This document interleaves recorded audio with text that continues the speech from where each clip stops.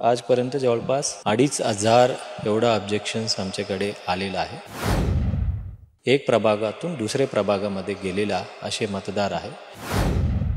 58,000 तेवढा दुबार मतदार म्हणजे एक नाव एकापेक्षा जास्त वेळ आलेलं असे पण आहे. राज्यात अनेक ठिकाणी दुबार मतदारांच्या याद्याबद्दल तक्रारी आहेत, पण छत्रपती संभाजीनगर शहरामध्ये दुबार मतदार आहेतच, पण अनेक जणांची 20-20 वर्ष ज्या ठिकाणी मतदान करतात तिथून दुसऱ्या प्रभागामध्ये पळवापळवी झाल्याचं त्या मतदारांनी तक्रार केलेली आहे.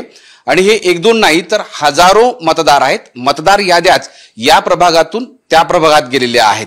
हा सगळा पराक्रम महापालिकेच्या कर्मचाऱ्यांनी आणि अधिकाऱ्यांनी केलाय असा आरोप वेगवेगळ्या पक्षांनी केलाय. आणि त्या संदर्भात आपल्याबरोबर बोलण्यासाठी प्रशासक जी श्रीकांत आहेत. हा एवढा मोठा पराक्रम महाराष्ट्रात या महापालिकेच्या कर्मचाऱ्यांनी अधिकाऱ्यांनी केलेला आहे. आतापर्यंत दुबार मतदारांची तक्रार होती, आता तर तुम्ही 1 नंबरच्या प्रभागातून गायब करून 2 नंबरमध्ये टाकलेत. काय नेमकं झालेलं आहे? कशा कशा पद्धतीने तक्रारी तुमच्याकडे आलेल्या आहेत आणि याला जबाबदार कोण? छत्रपती संभाजीनगर महानगरपालिकेची जी सार्वत्रिक निवडणूक आहे त्याचं जे प्रारूप मतदार यादी ते आम्ही पब्लिश केलं होतं. आजपर्यंत ते शेवटचा दिवस होता, परंतु कालच माननीय राज्य निवडणूक आयोगाने त्याला मुदतवाढ देऊन 3/12/2025 पर्यंत ते हरकती घेण्याचा ते मुदतवाढ त्यामध्ये देण्यात आलेले आहे. आणि दुसरे महानगरपालिका आणि आपल्या महानगरपालिकामध्ये एक विभिन्नता अशी आहे की बरेच महानगरपालिकेला यापूर्वी प्रभागनिहायच निवडणूक झाले होते. आपल्याकडे आपल्या निवडणूक पहिल्यांदाच जे पहिला वार्ड होत्या, आता आपण प्रभागनिहाय आपल्या पहिल्यांदाच होतो. आणि त्यामध्ये ज्यावेळेला महानगरपालिकेचं आपण विविध टीम्स बनवून प्रत्येक प्रभागाचे एक टीम लीडर आणि त्यामध्ये प्राधिकृत अधिकारी आपण नेमतो आणि त्याच्या खाली एन्युमरेटर्स आपण नेमतो.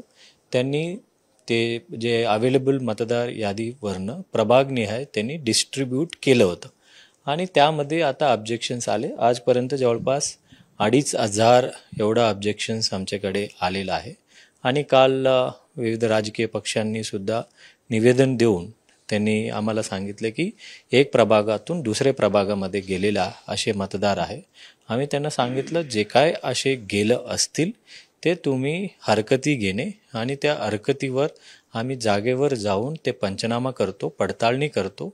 जर ते सांगत असलेल्या गोष्टी जर व्यवस्थित असेल आणि तो त्या ज्या प्रभागामध्ये ते वास्तव्यास आहे त्याच वास्तव्यास असलेल्या प्रभागामध्ये त्याचा मतदार यादी त्या प्रभागाच्या मतदार यादीमध्ये जोडलं जातील. आणि यामध्ये आतापर्यंत 2,500 मतदारची जे हरकती आहे आमच्याकडे आलेल्या आहेत, त्यामध्ये काही दुबार पण आलेत. म्हणजे त्या हरकती 2,500 म्हणजे 2,500 नाही, त्यामध्ये काही डुप्लिकेशन किंवा एक ऑब्जेक्शनचे 4 वेळा विविध पक्षांनी सुद्धा त्या ठिकाणी घेतलेले आहेत. आणि यासोबतच आम्ही सुओमोटो स्वतः आपण अधिकाऱ्यांना सांगितले की पुनश्च त्या ठिकाणी ज्या वेळा अशा पद्धतीचं जे कुणीही हरकती घेत आहेत किंवा निवेदन देत आहेत आणि त्यावेळेला जागेवर जाऊन पंचनामा करून पडताळणी करून ज्या प्रभागामध्ये आहेत त्याच प्रभागामध्ये ते नोंदणी करण्यासाठी सूचना केलेल्या आहेत. पण सर, प्रश्न मतदारांना पडलेला आहे की 20-20 वर्ष एका ठिकाणी मतदान करत होतो, हे सगळ्या याद्या तयार आहेत.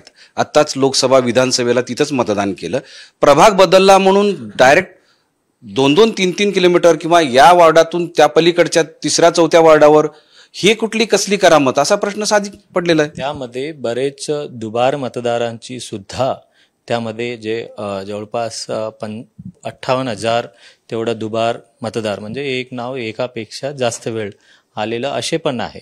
आणि ज्या वेळेला अशा पद्धतीने येतात की काही शहरामध्येच समजा तुमचे जुन्या एरियामध्ये एक मतदार होतं आणि तुमचे दुसरे नाव आलं, त्या ठिकाणी डिलीट झालेली नसतील, मग त्यावेळेला अशा पद्धतीने घडू शकत असेल. परंतु ज्या वेळेला असतं त्यावेळेला आक्षेप आला आणि त्यावेळेला पडताळणी करून त्याला दूर करायच्यासाठीच हा टाइम पिरियड आहे. कारण हरकती घेतल्यावर बरोबर हा टाइम पिरियड राज्य सरकारने दिलेला आहे. हा सगळा गोंधळ फक्त इथल्या महापालिकेत आहे, दुसरीकडे दुबार मतदारांचा आहे. दुसरीकडे इतकं या वॉर्डातून त्या वॉर्डामध्ये, त्या प्रभागातून या प्रभागामध्ये असे मतदार झाले नाहीत. असं त्याबद्दल मी काय कमेंट करू शकत नाही. मी फक्त माझ्या छत्रपती संभाजीनगर महानगरपालिका पुरता मी सांगू शकतो. जे काय ऑब्जेक्शन्स आलेलं आहे त्या ऑब्जेक्शन्सच्या जागेवर जाऊन पंचनामा करून पडताळणी करून त्यावेळेला निर्णय घेतला जाईल.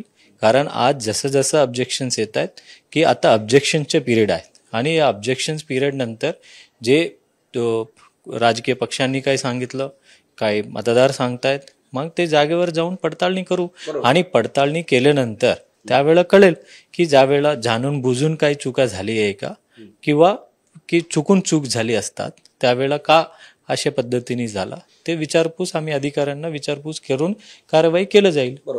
इतकी गंभीर चूक असताना ही कारवाई करणारे म्हणजे ही कामं करणारे जे अधिकारी कर्मचारी आहेत त्यांची काही चौकशी करणार आहात का? त्यांच्यावर तुम्ही काही कारवाई करणार आहात का?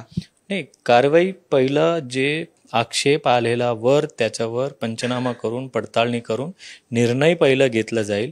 त्याला जे प्राधिकृत अधिकारी असतात प्रत्येक प्रभागामध्ये, प्रत्येक प्रभाग 29 प्रभागासाठी 29 आपण DMC आणि डेप्टी इंजिनियर या स्तरावरच्या अधिकाऱ्यांना त्या ठिकाणी आपण नेमलेलं आहे. त्या नेमल्यानंतर का असं घडलं, कुठे असे जाणून बुजून घडलेलं आहे का, त्यावेळेला पडताळणी करून आम्ही प्राधिकृत अधिकाऱ्यांकडून अहवाल मागू आणि जर ते मोठ्या प्रकारावर असे काही चुका केलं असेल ते आम्ही व्हेरीफाय करू आणि कारवाई करू.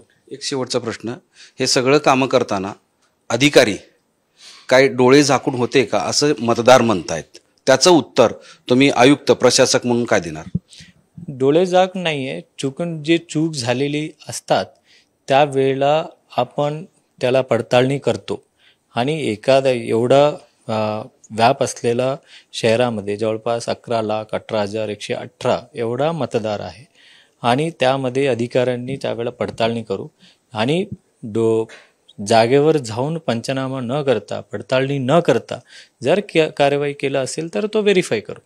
आता माझंच उदाहरण केस स्टडी म्हणून सांगतो. मी सिडको N2 मध्ये गेली 4 निवडणुकामध्ये मतदान केलेलं आहे.